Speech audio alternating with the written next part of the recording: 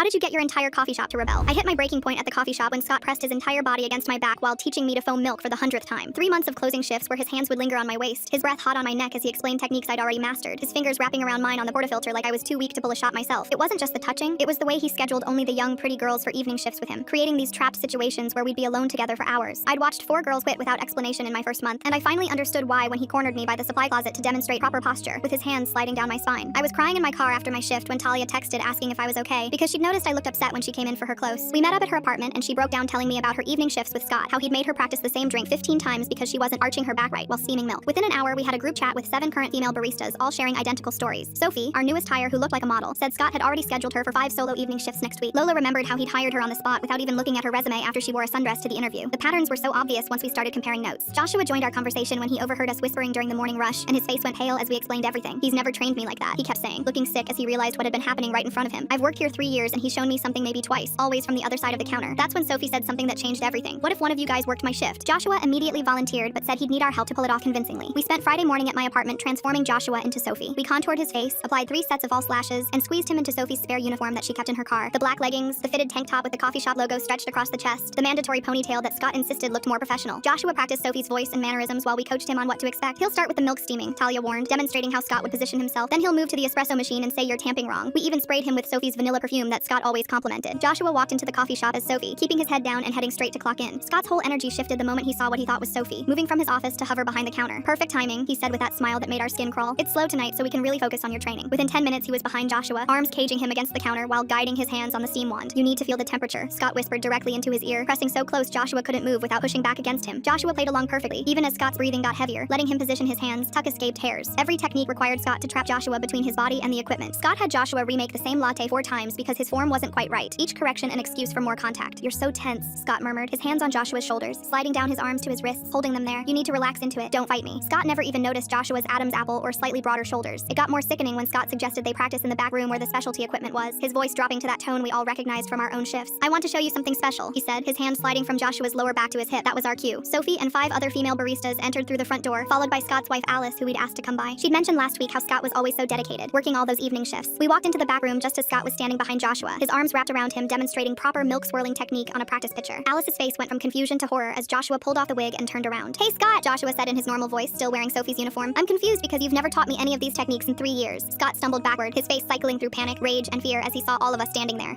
You don't understand. I was just, but Alice understood perfectly. She looked at all of us in our uniforms, then at Joshua and Sophie's clothes, then at her husband who was still processing that he'd spent an hour grinding against his male employee. Is this why you only hire pretty young girls? She asked quietly. Is this why you're never home for dinner? The divorce papers were filed Monday morning. Alice took half of everything.